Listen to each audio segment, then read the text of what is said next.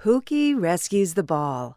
Once upon a time, when Pooky was walking down the park alley, he saw Candy on a bench, weeping.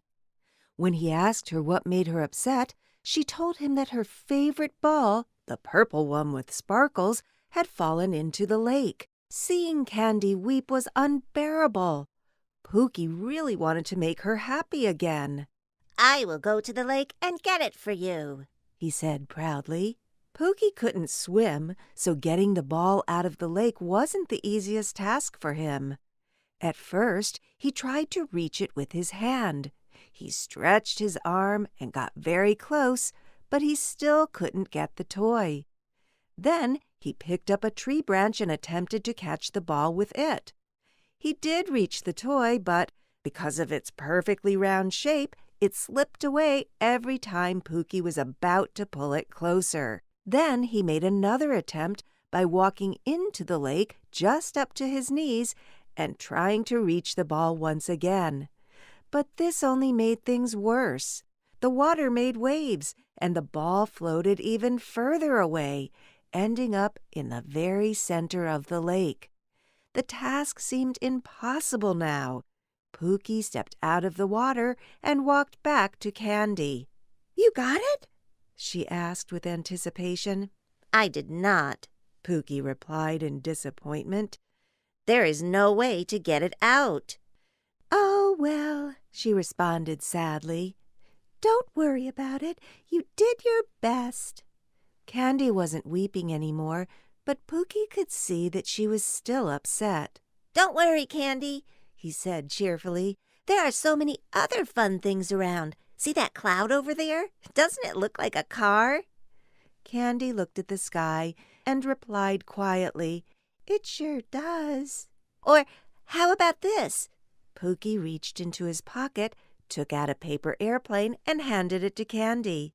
"I made it earlier today. It's yours now. It's the fastest airplane on the planet.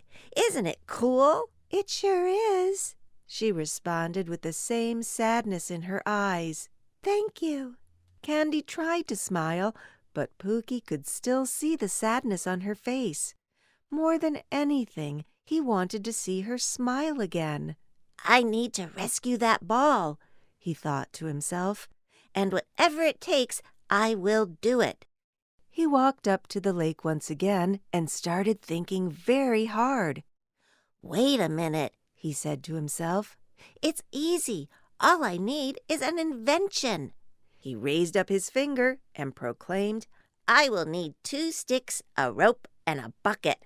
After he got what he needed, Pooky started constructing. First, he stuck one stick in the ground near the lake. He stuck the second stick in the ground as well, just like the first one, but on the opposite side of the lake. After this, he tied one end of the rope to the top of the first stick.